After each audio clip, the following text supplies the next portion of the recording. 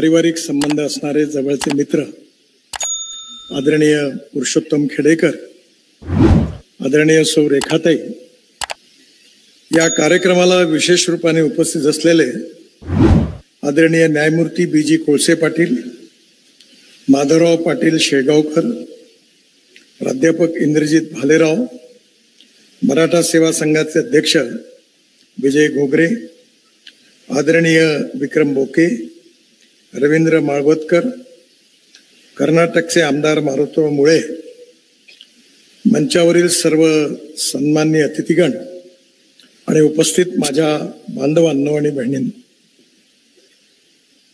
1995 साली मी पहिल्यांदा मंत्री झालो आणि महाराष्ट्र राज्याचा बांधकाम मंत्री म्हणून मी संपूर्ण महाराष्ट्राच्या जिल्ह्याचा दौरा केला. मला आजही तो दिवस आठवतो की ज्यावेळी मी अमरावतीला गेलो होतो त्यावेळी पुरुषोत्तमराव खेडेकर त्या ठिकाणी बहुतेक एक्झिक्युटिव्ह इंजिनियर होते किंवा त्यांचं प्रमोशन व्हायचं होतं. मला वाटते नाशिककर बहुतेक ते होते. आणि त्या काळामध्ये माझा आग्रह होता की वसतिगृह आपलं हे गेस्ट हाऊस चांगली असली पाहिजे, स्वच्छ असली पाहिजे, उत्तम असली पाहिजे, पडदे नीट राहिले पाहिजे, चादरी धुतल्या पाहिजे. आणि या आग्रहामुळे मी दरवेळेला सगळं चेक करायचो. पण या संदर्भामध्ये सरकार कसं चालतं याचा मला एक चांगला अनुभव आला. मी मंत्री असताना मुंबई गोवा रस्त्याची पाहणी करण्याकरता सकाळी 5:30च्या विमानाने मुंबईवरून निघालो आणि गोव्याला उतरलो. सकाळी काही मी शौचालयाला जाऊ शकलो नाही, त्यामुळे प्रेशर होतं आणि म्हणून विमानतळावरून कसं तरी बसून आता लवकर मी महाराष्ट्राच्या बॉर्डरवरचं जे पहिलं गाव आहे, काय नाव त्याचं, गोव्याचं, त्याने जिथे गेस्ट हाऊस आहे तर त्या ठिकाणी पोहोचून मग प्रवास सुरू होणार होता. पण तिथे आल्यानंतर पोलीसची सलामी वगैरे घेताना मी अस्वस्थ होतो, पण ती घेतली आणि धावत मी लगेच गेस्ट हाऊस मध्ये गेलो आणि शौचालयात गेलो. आणि गेल्यानंतर मी त्या सीटवर बसलो आणि नंतर जेव्हा उठलो तेव्हा फक्त माझ्या डोळ्यातून पाणी येत होतं, कारण मी येणार म्हणून तिथे प्लास्टिकच्या शीटला आदल्या दिवशी ऑइल पेंट लावलेला होता.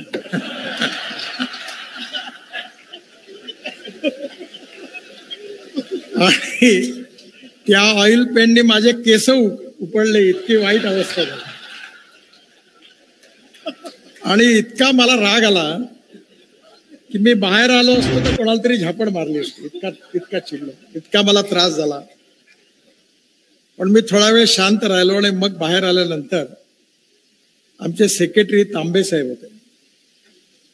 त्यांना मी म्हटलं, तांबे साहेब, हे मला सांगा की या शौचालयाच्या याच्यावर हे ऑइल पेंट लावला आहे, मी आत्ता आलो, हे मूर्खासारखं काम करणारे कोण महान व्यक्ती आहेत? त्यांना लक्षात आलं प्रकार काय झाला. त्यावेळी कोकणाचे चीफ इंजिनियर होते पाटील साहेब, चांगले अधिकारी होते. त्यांनी ताबडतोब पाटील साहेब, पाटील इकडे, पाटीलला विचारलं त्यांनी आणि मी पण, पाटील साहेब, तुम्हाला ह्या प्लास्टिकच्या याच्यावर ऑइल पेंट लावला, हे कसं काय? साहेब चूक झाली म्हणा. म्हणलं कशी? तर म्हणा मी आता चौकशी करतो. करता करता शेवटी डेप्युटी इंजिनियर पर्यंत आले, सगळे उभे राहिले लाईनीत. तर डेप्युटी इंजिनियरने सांगितलं की साहेब फार कडक आहेत, सगळीकडे ऑइल पेंट लावा, सगळे पडदे चांगले करा. तर आम्ही इथेही ऑइल पेंट लावला.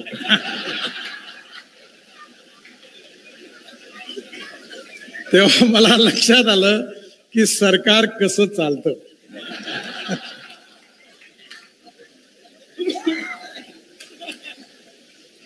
आणि त्याचा अनुभव झाल्यानंतर खेडेकर साहेबांच्या बाबतीमध्ये 2 गोष्टी विशेषता होती. एक, डिपार्टमेंटमध्ये त्यांच्यावर प्रेम करणारा वर्ग होता आणि एक त्यांच्या विरोधात सातत्याने तक्रार करणारा वर्ग होता. मग ज्यावेळी मला अनेक तक्रारी मिळाल्यानंतर मी चौकशी केली की काय आहे, बोलताना साहेब एक काम करणारे गृहस्थ आहेत, थोडा काम करताना मदत करतात, थोडा आउट ऑफ वे काम करतात, पण त्यांचा उद्देश वाईट नाही. मी म्हणलं काही इन्क्वायरी बाजूला ठेवा. आणि मी त्यांच्या मागे तेव्हापासून खंबीरपणे उभा राहिलो. आणि ते रिटायर्ड होण्याच्या आधी मला आठवत नाही पण 3-4 फाईल सगळ्या इन्क्वायरीच्या ओव्हररूल करून मी त्या इन्क्वायऱ्या खतम केल्या. 35 फाईल होत्या. याचे एकमेव कारण असं होतं की ते अतिशय उत्तम, कार्यक्षम आणि ट्रान्सपरंट अधिकारी होते. आणि त्यांनी घेतलेल्या निर्णयामागे वाईट उद्देश नव्हता. एखाद्या वेळी मी म्हणतो कायदा एकदा नाही 1000दा तोडू, पण तो तोडण्यामागे गरीब माणसाचं हित असेल, कोणाचा चांगल्या गरीब माणसाला उभं करण्याकरता प्रयत्न असतील तर ते चूक नाहीये. आणि त्यामुळे एक उत्तम प्रशासक, एक उत्तम अधिकारी, कार्यक्षम अधिकारी, कारण सरकारमध्ये आता मी बोलणं बरोबर नाही कारण इथे बरेच त्यांचे मित्र आहेत. मी एकदा एका अधिकाऱ्याला विचारलं, तो म्हणाला मी IITतून आलो. मी म्हणलं तुम्ही तर वर्मिकल्चरही करण्याच्या लायकीचे नाहीये, तुम्ही काय काम करता. हुशार असणं आणि यशस्वी होणं यात फरक आहे. कार्यक्षम असणं, प्रशासन समजणं आणि ज्ञानी असणं यात फरक आहे. There is a difference between letter and spirit. We need to understand the spirit behind the knowledge. आणि ते इम्प्लिमेंट करण्याची क्षमता असणारा माणूस असेल तर तो उपयोगाचा आहे. आणि म्हणून अतिशय प्रॅक्टिकल अप्रोच घेऊन त्यांनी सार्वजनिक बांधकाम विभागात काम केलं, त्याचा मी साक्षीदार होतो. आणि त्यामुळे त्यांच्याबद्दल निश्चितपणे माझ्या मनात मी अशी कोणाची तारीफ करणाऱ्यापैकी नाही आहे. आणि एखाद्याने नसेल करायची तर तोंडावरही त्याची पूर्ण बेइज्जती करायलाही मागे पुढे पाहत नाही. पण ही त्यांच्यामधला गुण होता. त्यामुळे एक उत्तम अधिकारी म्हणून त्यांचा परिचय आपल्या सगळ्यांना नसेल, पण मी तो बांधकाम विभागात बघितला. दुसरी महत्वाची गोष्ट जी होती ती म्हणजे समाजाबद्दलची आत्मीयता, जबाबदारी, संवेदनशीलता आणि समाजाच्या विकासाची तळमळ. खरं म्हणजे आपला जो देश आहे तो अनेक समाजांना एकत्र मिळून झालेला देश आहे. आणि शेवटी याचा शेवटचा घटक आहे परिवार, आणि परिवारातला घटक आहे व्यक्ती. जर समाजाचा आणि देशाचा विकास व्हायचा असेल तर पहिले परिवाराचा विकास झाला पाहिजे. त्यांनी सांगितलं ते बरोबर आहे. माझ्याकडे बरेच लोक येतात आणि राजकारणाबद्दल तर माझं मत काही फार चांगलं नाही आहे. इथे फक्त यूज अँड थ्रो फिलॉसॉफी आहे. त्यामुळे मला एक जण आले, म्हणाले की मला देशाकरता आयुष्य द्यायचं आहे, तुम्ही काय करता. पण माझं किराण्याचं दुकान होतं पण ते दिवाळं निघालं. घरी कोण आहे, बायको आहे, मुलं आहे. म्हटलं तुमची गरज नाही म्हटलं राजकारणाला आणि देशालाही नाही. पहिले आपलं घर व्यवस्थित सांभाळा आणि मग देशाची सेवा करा म्हणलं. त्यामुळे संघटनेमध्ये आणि पक्षामध्ये कार्यकर्त्याचा माणूस म्हणून विचार करणं अतिशय आवश्यक आहे. आणि no philosophy can be taught to empty stomach, हे विवेकानंदांनी सांगितलं आहे. आणि म्हणून मी याचा अनुभव चांगला घेतला, कारण आम्ही सातत्याने आंदोलन करायचो. इमर्जन्सीचा मी प्रॉडक्ट आहे. अनेक वेळा जेलमध्ये आम्ही गेलो आणि 50 रुपये भरायला नव्हते जात मुलकावर जमानती करता म्हणून जेलमध्ये गेलो. तो काळ तसाच होता की 50 रुपये द्यायला कोणी तयार नव्हता. त्यामुळे आयुष्यामध्ये पैसा हे जीवनातलं साध्य नाही आहे, पण साधन निश्चितपणे आहे. आणि जर तुम्ही प्रामाणिकपणे आपल्या जीवनामध्ये आपला उदरनिर्वाह करण्याची क्षमता ठेवू शकले नाही तर तुम्ही समाजाचीही सेवा करू शकत नाही, हे निश्चित आहे. आणि म्हणून मला याही गोष्टीचा आनंद आहे की त्यांनी अतिशय इमानदारीने आपली नोकरी केली. आणि ही नोकरी करत असताना सामाजिक जाणीव ही घेऊन लोकांना मदत करण्याचा प्रयत्न केला. त्यांनी ज्याचा उल्लेख केला या योजनेचा, त्यावेळी महाराष्ट्रामध्ये लेबर सोसायटीचा सुळसुळाट आताही वाढला. आणि या सोसायट्या बहुतेक नेत्यांच्याच आहेत. ते डाव्या उजव्या पायाचे अंगठे मारून त्या सोसायट्यामध्ये कामं घेणं हा महाराष्ट्रात आणि फुले आंबेडकर शाहू महाराजांचं नाव घेऊन हा धंदा सगळ्यात जोरात सर्वपक्षीय धंदा. आता मला माहित नाही या सोसायट्या किती कमी झाल्या, कारण त्यांना प्रायोरिटी होती. त्यावेळी मी ठरवलं की महाराष्ट्रामधले जे बेरोजगार अभियंते आहेत, जे इंजिनियर्स आलेले आहेत, डिप्लोमा होल्डर्स आहेत, त्यांना डायरेक्ट रजिस्ट्रेशन द्यायचं. आणि त्या रजिस्ट्रेशनचा फायदा एवढा झाला की कमीत कमी हजारो तरुण मुलं हे महाराष्ट्रामध्ये जे इंजिनियर होते ते उत्तम कॉन्ट्रॅक्टर बनले आणि महाराष्ट्रामध्ये असे अनेक मोठे कॉन्ट्रॅक्टर झाले. आणि म्हणून आपला तो आहे इंजिनिअरिंग कॉन्ट्रॅक्टर असोसिएशनचा अध्यक्ष. आणि एकदा माझ्याकडे मर्सिडीज गाडी घेऊन एअरपोर्टमध्ये माझ्या गाडीत बसा. अरे म्हटलं मी काय करू बसून? साहेब म्हणे आपण जर आम्हाला सुशिक्षित अभियंता म्हणून कॉन्ट्रॅक्टर बनवलं नसतं तर ही गाडी आम्हाला घेता आली नसती. आणि खेडेकर साहेबांनी त्यावेळी डिपार्टमेंटमध्ये चाकोरीनीच चालणारे 90% लोक असतात.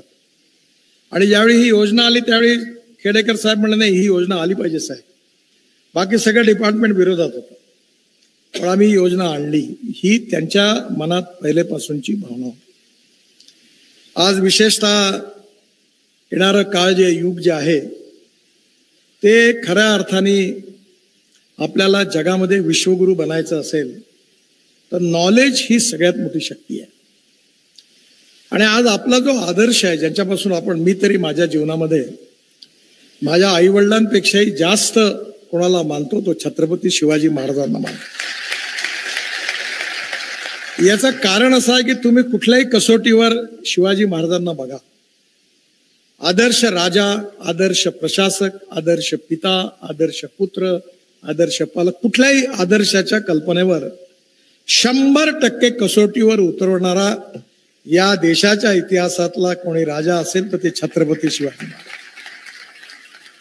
म्हणून छत्रपती शिवाजी महाराज हे न्यायाला किती, म्हणजे एखाद्या वेळी शिक्षा द्यायची असेल तर आपला मुलगा आहे म्हणून त्याच्याबद्दल कधी फेवर करणारी भावना त्यांच्या मनात नव्हती. प्रत्येक निर्णय हा इंडिपेंडेंट, इम्पार्शल आणि फेअर जनतेच्या हिताचा विचार घेऊन त्यांनी केला. अनेक लढाया जिंकल्या, पण पूर्ण इतिहासामध्ये कुठल्याही परिस्थितीवर युद्ध जिंकल्यानंतर अन्याय अत्याचार करण्याची एकही घटना छत्रपती शिवाजी महाराजांच्या इतिहासात नाही. अनेक लढाया जिंकल्या, राज्य पादाकरण केली, पण अन्य धर्मीयांची प्रार्थना स्थळ उद्ध्वस्त करणारी एकही घटना नाही, एकही घटना. मी नेहमी सांगतो की शिवाजी महाराज जर सेक्युलर होते असतील तर शिवाजी महाराजांचा इतका सेक्युलर राजाच झाला नाही. आणि सेक्युलर शब्दाचा अर्थ इंग्लिश डिक्शनरीमध्ये जो आहे तो धर्मनिरपेक्ष नाही आहे, तो सर्व धर्म समभाव आहे. आणि सर्व धर्माबद्दल सन्मान ठेवणारा हिंदुस्थानच्या इतिहासातला खरा सेक्युलर राजा कोणी असेल तर ते छत्रपती शिवाजी महाराज.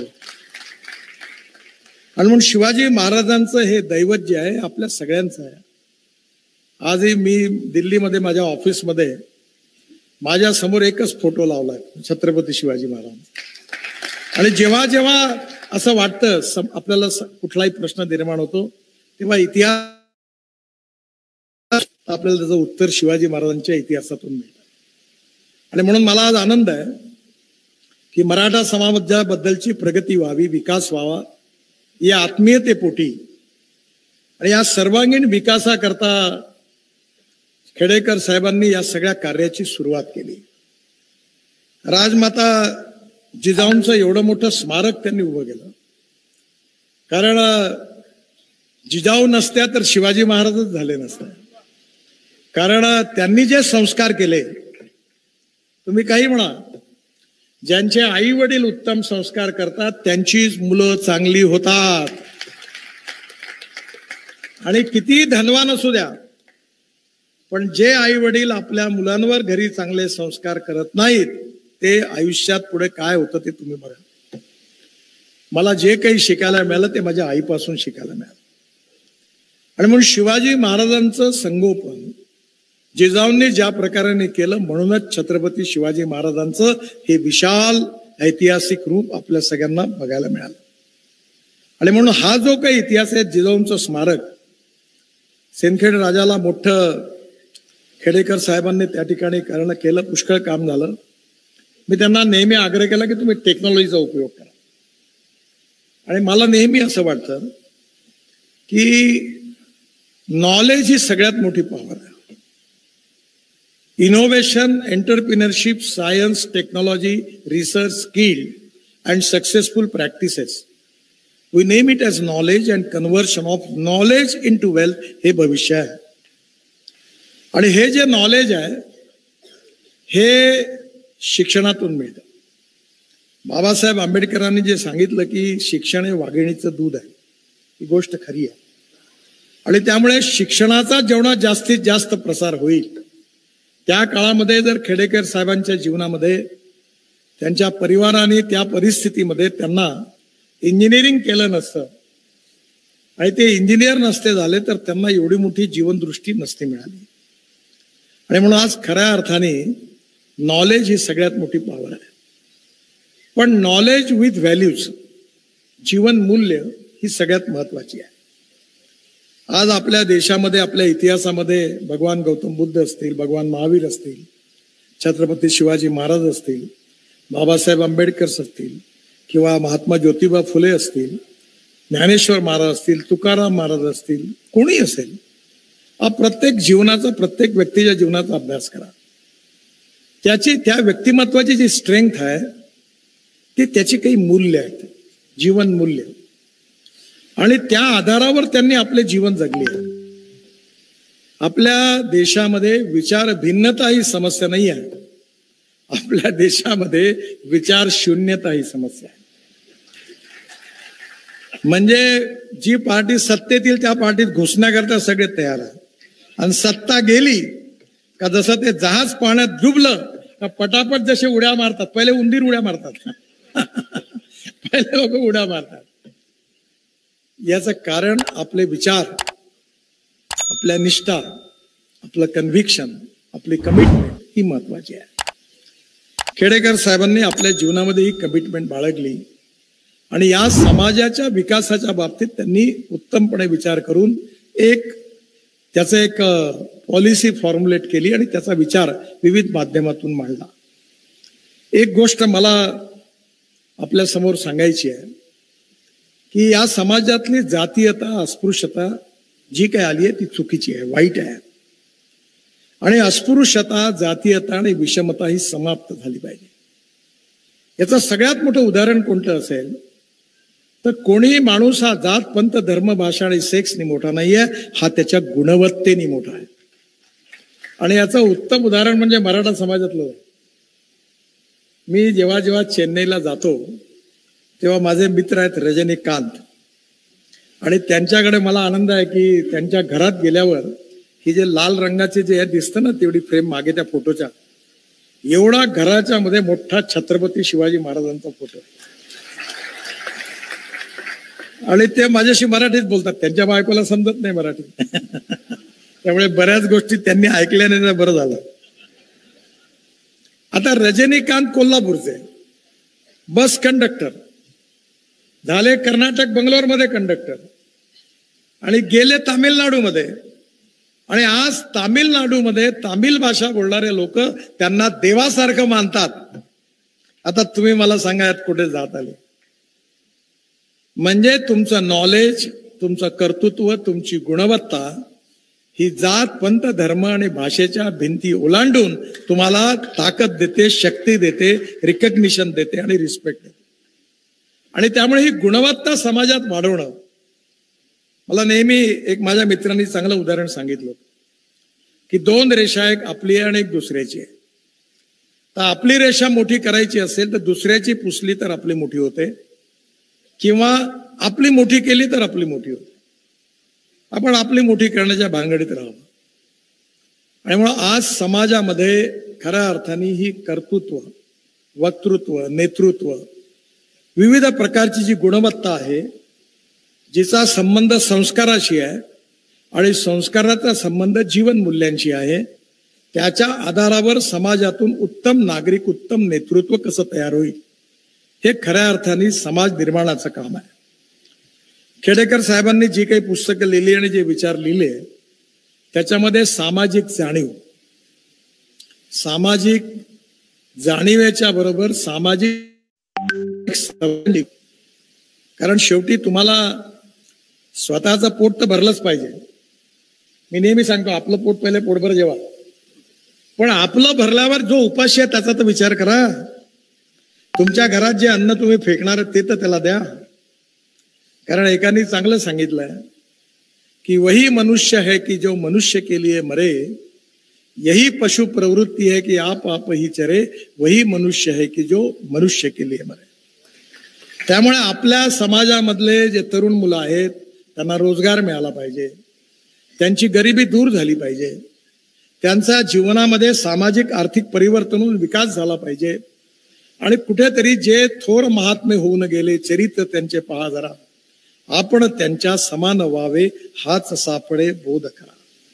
कुठेतरी जिजाऊंपासून शिवाजी महाराजांपासून प्रेरणा घेऊन भविष्यातली पिढी कशी निर्माण होईल या बद्दलची आस्थाच नाही तर तळमळ ठेवून त्यांनी एक काम करण्याचा प्रयत्न केला. मला विश्वास आहे की ही खूप मोठी चळवळ आहे आणि हे चळवळ जी आहे ती राजकारणात स्वाभाविकपणे प्रत्येकाला आता मंत्रीपद पाहिजे, प्रत्येकाला आमदार पद पाहिजे, खासदारकी पाहिजे. मला नको असं म्हणणारे कोणी नाही आहे. म्हणजे प्रॉब्लेम असा आहे की जो नको म्हणते त्याच्या मागे धावतं आणि जो पाहिजे म्हणते त्याच्यापासून पळतं. त्याच्यामुळे मला असं वाटतं की राजकारणाच्या आपल्या मर्यादा आहेत. Every politician thinks for 5 years next election, and every socio-economic reformer thinks from century to century. ज्याला समाज बदलवायचा असतो तो 100 वर्षाचा विचार करतो. खेडेकर साहेबांनी, रेखाते जरी राजकारणात असले तरी खेडेकर साहेबांनी कधी तिकीट नाही मागितलं, त्यांना मिळालं असतं तिकीट. ते चांगलं झालं की राजकारणात आलं, कारण पार्टीचा ठप्पा लागला की माणसाला मर्यादा येतात. त्यांनी राजकारणाच्या बाहेर राहून आपलं शक्तिशाली विचाराने नेतृत्व उभं केलं. ते अनेक खासदारांपेक्षा कितीतरी पटीने प्रभावी आहे. तुम्ही वर्तमान मंत्र्याचे आणि आमदारांचे सत्कार केले तर एवढे लोक नाही येणार, आणि आलेले लोक हृदयातून नाही येणार. मी एकाला विचारलं तर कुठे गेला होता, म्हटलं मंत्री साहेबाचा सत्काराचा त्या मड्यावर हार घालायला गेलो होतो म्हटलं. कशाला गेला होता, पुढं काम गेम पडलं तर हार घातला, फोटो काढला पाहिजे. तसे लोक इथे आलेले नाहीये. महाराष्ट्रातून आपले पैसे खर्च करून आपलं तिकीट, आपलं पेट्रोल डिझेल जाळून तुम्ही त्यांच्या प्रेमाकरता इथे आले, हे त्याचं वैशिष्ट्य आहे. नाही तर भाडोत्री लोक आणले ते एसटीत बसून येतात, जेवण करतात आणि नेत्याचं भाषण होईपर्यंत वेळ लागतो, निघून जातात, पळून जातात. ते रेखाते हसून राहिला, त्यांना अनुभव असेल एखादे. मी यावेळी महाराष्ट्रात फिरलो, तुम्ही बावनकुळेला सांगितलं, एक लक्षात ठेव म्हणलं, माझ्या सभेला 50 लोक आले तरी चालतील, हे भाडोत्री नाही आणायचं. बस लावायची नाही, गाड्या लावायच्या नाही, झेंडे लावायचे नाही, जेवण नाही. हे मजबूत 100 आलं तर 100, हे 1000 लोक कामाचे नाही, हे 10 कामाचे म्हणतात. तुम्ही आलेले लोक हे खेडेकर साहेबांवर व्यक्तिगत प्रेम करता म्हणून तुम्ही आपले पैसे खर्च करून आले, ही त्यांची सगळ्यात मोठी संपत्ती आहे. आणि त्यांचे जे प्रयत्न आहे हे सामाजिक आर्थिक चळवळ आहे, आणि या चळवळीतून या समाजाचं उत्थान झालं पाहिजे, विकास झाला पाहिजे, प्रगतिशील समृद्ध संपन्न समाज झाला पाहिजे, समाजातले गाव गरीब मजदूर शेतकऱ्याचं कल्याण झालं पाहिजे. आणि याकरता माझी एकच विनंती आहे त्यांना की सगळ्यात महत्वाची गोष्ट म्हणजे लो मिस क्राईम. म्हणजे मी कधी कधी म्हणतो की सगळ्यात प्रवेशवारी आमच्यावर उपकार कोणता केला असेल तर आरक्षण नाही आहे. तुम्ही नोकरी मागणारे नाही, नोकरी देणारे व्हा. आणि हे जर व्हायचं असेल तर ज्ञानापेक्षाही एंटरप्रिनरशिप महत्वाची आहे. त्यामुळे शिर्के साहेब हे काय, असे 1000 शिर्के तयार करा. जेव्हा आपल्या समाजामध्ये एंटरप्रिनरशिप येईल ती नॉलेजमुळे येईल, आणि नॉलेज आणि एंटरप्रिनरशिप जेव्हा एकत्र होईल त्यातून उद्यमशीलता जे विकसित होईल त्यातून समाजाचा आर्थिक विकास होईल. आर्थिक विकास, सामाजिक विकास आणि शैक्षणिक विकास हे महत्वाचे 3 बिंदू आहेत. आणि येणाऱ्या काळामध्ये समाजाचा सर्वांगीण विकास झाला पाहिजे अशी भावना त्यांच्या मनामध्ये आहे. आणि त्या भावनेतून त्यांनी मराठा सेवा संघाच्या रूपाने ही सामाजिक आर्थिक चळवळ उभी केलेली आहे. आणि या चळवळीचं उद्दिष्ट जे आहे ते त्यांच्या मुलाबाळांचं कल्याण व्हावं असं नाही आहे, समाजाचं कल्याण व्हावं हे त्यामागचं उद्दिष्ट आहे. आणि त्यामुळे यातलं जे स्पिरिट आहे, जे समाजाच्या उन्नती आणि विकासाकरता आहे, ती त्यांची जी भावना आहे ती लक्षात घेऊन येणाऱ्या काळामध्ये नॉलेज, ज्ञान हे सगळ्यात महत्वाचं माध्यम आहे. टेक्नॉलॉजी, मी नेहमी सांगतो त्यांना, मी शेतकऱ्यांना काम करतो आणि आता जवळपास मी 4 साखर कारखाने होतो विदर्भात. त्या खडकावर डोकं आपटून 40 कोटी रुपये नुकसान करतो वर्षाचं. आणि मला माझ्या मनात भावना आहे, पण माझे मुलं राजकारणात नाही, त्यांना काय ते म्हणते हे भंगारात विकून टाकू म्हणे, बाकीचं प्रॉफिट कमवतो आणि तुम्ही 40 कोटी गड्ड्यात घालता, कशा करता ठेवायचं. म्हटलं नाही, शेतकऱ्यांकरता. आणि आता मी लक्षात आलं, मी पॉवर तयार केली. म्हणजे शेतकऱ्यांनी आता, खेडेकर साहेब, आपण बायो बिटुमिन वर तयार केलेला 1 किलोमीटर रस्ता नॅशनल हायवेचा आता लवकर बांधून पूर्ण केला. की शेतकरी हा बिटुमिन दाता आहे, इंधन दाता आहे, ऊर्जा दाता आहे. आणि मी संकल्प केला की आमचं नागपूरचं एअरपोर्ट झाल्यावर पहिलं विमान हे शेतकऱ्यांनी तयार केलेल्या हवाई इंधनावर धावणार आहे. मी म्हणतो ते 101% खरं होतं बरं. मी खोटं बोलणाऱ्यापैकी नेता नाहीये. आणि म्हणून हे शेतकरी करू शकतो. माझ्याकडे स्वतः 88 टन एकरी ऊस काढला, 11 क्विंटल सोयाबीन झाला. आज मक्याचा भाव दुप्पट झाला, कारण मक्यापासून इथेनॉल बनतं. त्यामुळे मी त्यांना नेहमी आग्रह करतो की साहेब, तुम्ही आता शेतकरी बहुसंख्य मराठा समाजाचा आहे, याला आर्थिकदृष्ट्या समृद्ध संपन्न कसं करता येईल, त्याच्या तरुण मुलाच्या हाताला रोजगार कसं देता येईल. माझ्याकडे इलेक्ट्रिकचा ट्रॅक्टर आहे, इलेक्ट्रॉनिक बैलजोडी आहे, ड्रोननी स्प्रेइंग आहे, ग्रीन हाऊस आहे. आता शेतकरी बदलला आणि पुणे जिल्ह्यात तर सांगायची गरज नाही. पुणे जिल्हा, कोल्हापूर जिल्हा, सांगली जिल्हा, नाशिक जिल्हा, प्रगती आणि अहमदनगर जिल्हा पुष्कळ प्रगती आहे. त्यामुळे येणाऱ्या काळामध्ये आपल्या संघटनेच्या माध्यमातून समाजाचा सर्वांगीण म्हणजे सर्व प्रकारचा विकास, इंटिग्रेटेड अप्रोच फॉर डेव्हलपमेंट हा ठेवून त्याचा कार्यक्रम जर तुम्ही दिला तर या सगळ्या लाखो लोकांचं जीवन बदलल्याशिवाय राहणार नाही, असं मी त्यांना नेहमी आग्रहाने सांगत असतो. मला विश्वास आहे की असं आहे की जो माणूस जन्माला येतो त्याचा मृत्यू अटळ आहे.